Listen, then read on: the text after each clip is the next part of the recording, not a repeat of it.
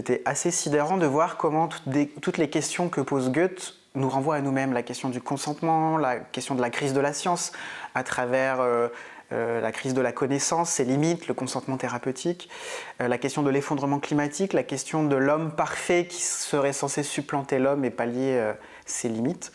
Donc je me suis dit, c'est tellement frappant que ce texte qui a été publié en 1832 à titre posthume dans l'intégralité, qu'il fallait en revisiter finalement les grands axes avec une modernisation. C'est pour ça qu'on a transposé la question du savoir dans le monde hospitalier d'un oncologue qui se questionne sur les limites de sa pratique et son rapport à sa patiente, ce qui pose la question du consentement à la fois personnel et thérapeutique. C'est pour ça qu'on a transposé la question chez Goethe, ça s'appelle l'homunculus, cette espèce de créature dans une fiole qui est un peu le dépassement de l'homme. Nous, on la pose à travers la question du numérique et du robot conversationnel. Et l'effondrement climatique et la question de la contestation politique prend une ampleur nouvelle dans la troisième partie. C'est vrai que Faust, dans la troisième partie, devient plus politique parce que...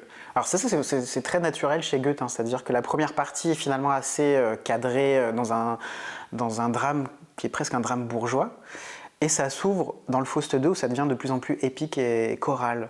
Donc en fait j'ai tout simplement voulu suivre ce mouvement, et ça passe par au moins deux choses, par le fait qu'il y a un groupe de figurants sur scène, qui pour moi vient incarner, même si c'est très bref et ponctuel, le corps politique que rencontre Faust, dont la quête finalement se modifie. Avant c'était une quête scientifique, intime, amoureuse, et elle s'amplifie, elle acquiert une dimension vraiment d'odyssée et de combat politique.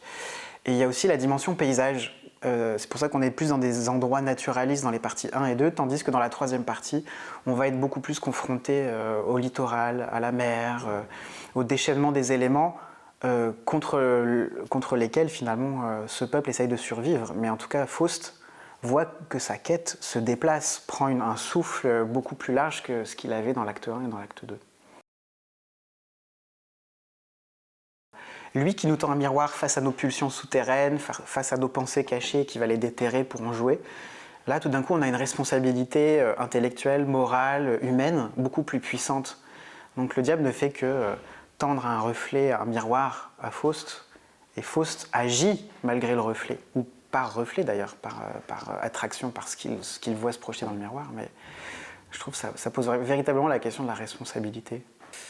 Ouais, qu'est-ce que le mal? C'est compliqué, puis surtout qu'on est dans un monde aux cultures interreliées, on habite toutes et tous ensemble, donc la question du mal finalement dépend de beaucoup de paramètres.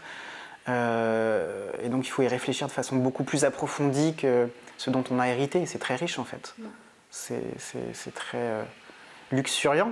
Le mal nous amène à nous poser des questions assez luxuriantes, puis responsabilisantes en fait.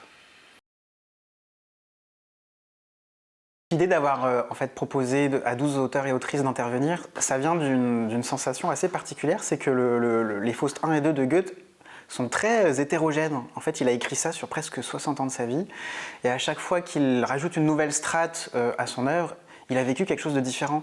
Il a pu traverser la fin de l'Ancien Régime, la Révolution française, le romantisme. Lui-même, il a pu être à la fois auteur, poète, théoricien des couleurs, botaniste, mais aussi ministre de l'économie, Premier ministre à Weimar. Et on sent qu'à chaque fois, il a fait une expérience du monde qui modifie sa lecture. Sauf que lui, au lieu de retranché dans son œuvre, il va à chaque fois rajouter une couche. Ce qui fait que moi, quand je lis le Faust 1 et 2 de Goethe, j'ai l'impression qu'il y a 20 Goethe qui ont écrit l'œuvre. Et donc je voulais trouver une résonance par rapport à cette polyphonie de Goethe et la radicaliser, la rendre très contemporaine à travers 12 voix différentes qui allaient elles-mêmes redonner une lecture très contemporaine finalement des passages principaux du Faust de Goethe. Ça part aussi d'un intérêt très profond que j'ai pour les écritures contemporaines. Je pense que dans un monde en crise, c'est fondamental de le comprendre de façon polyphonique, en passant par tous les angles possibles et imaginables de poésie et de réflexion, d'où l'idée d'intervenir aussi avec 12 auteurs et autrices. Ouais, puis c'est des thèmes en fait qui ont aussi une dimension cathartique. Justement, je crois que d'aborder le cancer, la fin de vie, le consentement, l'effondrement climatique, c'est pas du tout renforcer les anxiétés du monde actuel, c'est au contraire leur permettre de s'exprimer pour trouver à travers toutes ces thématiques un chemin de lumière, d'espérance. Et donc là, je trouve ça très important. C'est pour ça qu'aussi le spectacle s'appelle « Si vous voulez de la lumière ». Alors évidemment, c'est un peu pervers parce que c'est le diable qui prononce cette phrase, donc c'est à double tranchant. Mais si vous voulez de la lumière, que doit-on faire? Que doit-on réfléchir? Comment doit-on se positionner par rapport à toutes ces thématiques? Et il y a des spectateurs à Montréal qui nous ont dit ça, qu'ils avaient éprouvé une forme de...